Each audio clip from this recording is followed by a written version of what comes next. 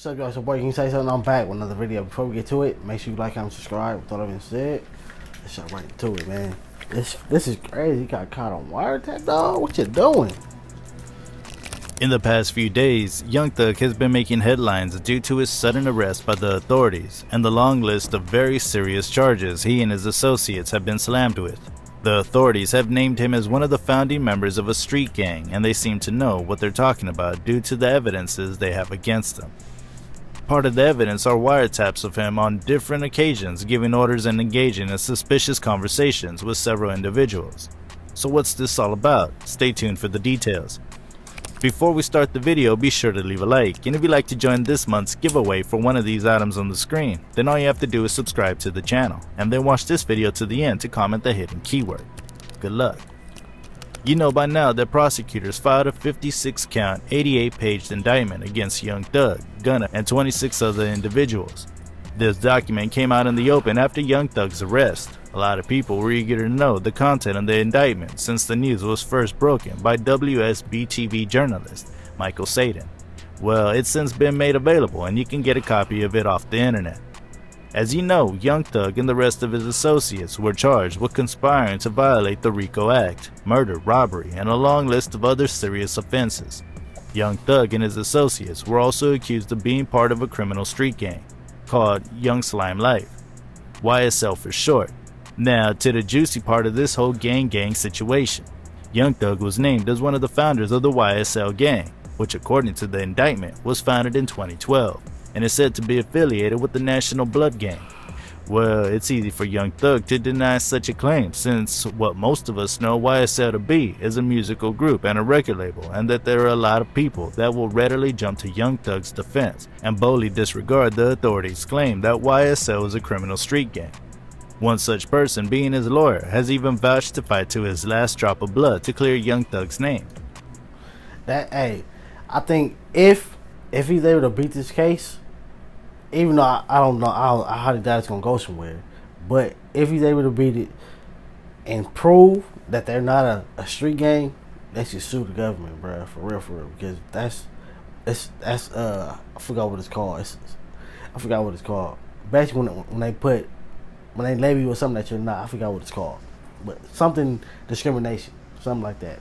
Now, I'm not saying Young Thug's YSL is a criminal group that is using music to mask what's going on in the background, and neither am I saying Young Thug is the founder and leader of a criminal organization. At this point, no one is sure of anything, but these are a part of the accusations that have been put out there by the authorities. And as you know, the authorities don't go around accusing people of an offense without carrying out the proper investigation. I'm not saying the authorities are usually 100% accurate, but most of the time they know what they're doing and what they're talking about. So if you're accused of a crime by the authorities, chances are that there's proper evidence to back up their claim. No. Maybe. And in this Young Thug situation, the authorities have enough evidence to support their claim that he's truly the boss of a criminal street gang. Well, it seems the authorities have been keeping a tab on Young Thug for a while without him being aware of it. Somehow, the authorities have found a way to tap into his phone and gain access to his conversations with some individuals. Hey, the government, yeah, you heard that right. The feds have been secretly listening to his conversation, and it's been going on for a while. And when I say a while, I'm talking about like 7 years ago or even more. Now, I don't know how they did it, but then this is the 21st century, an era of really mind-blowing technology. Now, how they did it is one thing, how legal the whole setup is another thing. I mean, snooping on someone else's conversation without their consent is more or less an intrusion of privacy. But then, I believe the feds must have gotten the appropriate court order before they took the step. But let's leave all that aside and focus on what's really on ground. But they did. In this indictment, it was revealed that back in 2015, Young Thug, whose legal name is Jeffrey Williams, engaged in a conversation with another individual identified as Kyle Ori, who is the leader of the blood affiliate criminal street gang known as Sex Money Murder. Now, the conversation between the two stated, sacrifices must be made, soldiers must fall in order for battle to be won. This isn't all there is to the conversation. According to the indictment, the conversation continues as follows. 5H020 Street Live, KGDA God, 3-Shot, Nazi New, and M1. Anybody not under one of these individuals in the state of Georgia must line up Pete Sapp. There is no rolling from one to the other. Everything is as if you are one Sex Money Murder. Nothing added and nothing taken away. 2 guns. Now I should mention that according to the indictment, the names mentioned 5H020 Street Life, KGDA God, 3 Shot, Nancy New, and M1 are names of the 5 leaders of Sex Money Murder Gang in Georgia. Now this conversation between Young Thug and Kyle Laurie apparently took place after the death of Donovan Thomas Jr., who was a rival gang member and had been the victim of a drive-by shooting that was allegedly carried out by YSL associates. Young Thug was even accused of renting the vehicle that was used to carry out the crime. And according to prosecutors, it was believed that the reason for the killing of Donovan Thomas Jr. was because he was preparing to give testimony in court. Prosecutors also believe that Young Thug had admitted to his involvement in the murder because he posted a video on Instagram the day after Donovan Thomas's death saying, video he said. "So nigga lied to they mama, lied to they kids, lied to they brothers and sisters, then get right into the courtroom and tell the God's honest truth. Don't get it. Y'all niggas need to get fucking killed, bro, from me and YSL." But let's shift our focus back to the more conversations contained in the indictment. On another occasion, Young Thug had been engaged in a conversation with another individual by the name Marcavius Huey. According to the indictment, the conversation between the two men took place on the 12th of March 2020. The two men were discussing a vehicle theft, and at a point, Young Thug told Huey to deliver a message to another individual. The message was, "If he don't take it back, he gon' die." Now this message is clear and very simple to understand. What Young Thug had asked Huey to deliver to the other person was a threat. The indictment does not state the identity of the other person, and neither does it state what Young Thug wanted the person to take back. For all we know, it could have been a stolen vehicle or words. No one is sure. Now at this point, if you thought there was all there is to Young Thug's conversation with individuals who I'll refer to as his associates, then you're wrong. There's still more. It was stated in the indictment that on the 4th of February 2021, Young Thug had engaged in a conversation with 2 other men by the names Winnie Lee and Trontavious Stevens. Now, if you remember, Trontavious Stevens is said to be one of the founders of YSL.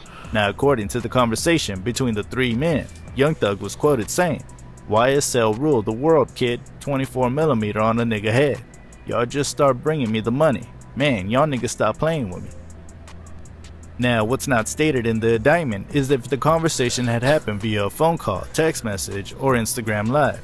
Also on the 13th of May 2021, Young Thug was engaged in a conversation with 6 other men, and according to the indictment, their names are Martinez Arnold, Miles Farley, Quantavious Greer, Winnie Lee, Trontavious Stevens, and Antonio Sumlin.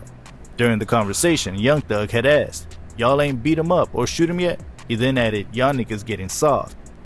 From this conversation, I can safely assume that Young Thug's associate had a face-off with some set of individuals who I believe could have been rival gang members. Violence had not erupted in this meeting, and Young Thug hadn't been pleased about it. Well, this might not have been the case, and something else entirely might have played out.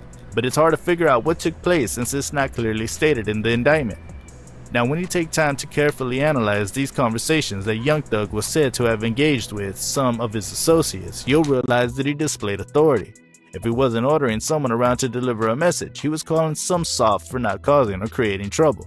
I don't know what you think, but I believe it's someone with a significant amount of power in a particular organization that can boldly say some of those things Young Thug had said in those conversations. So it's not surprising that the prosecutors believe that he's one of the founders of a criminal street gang.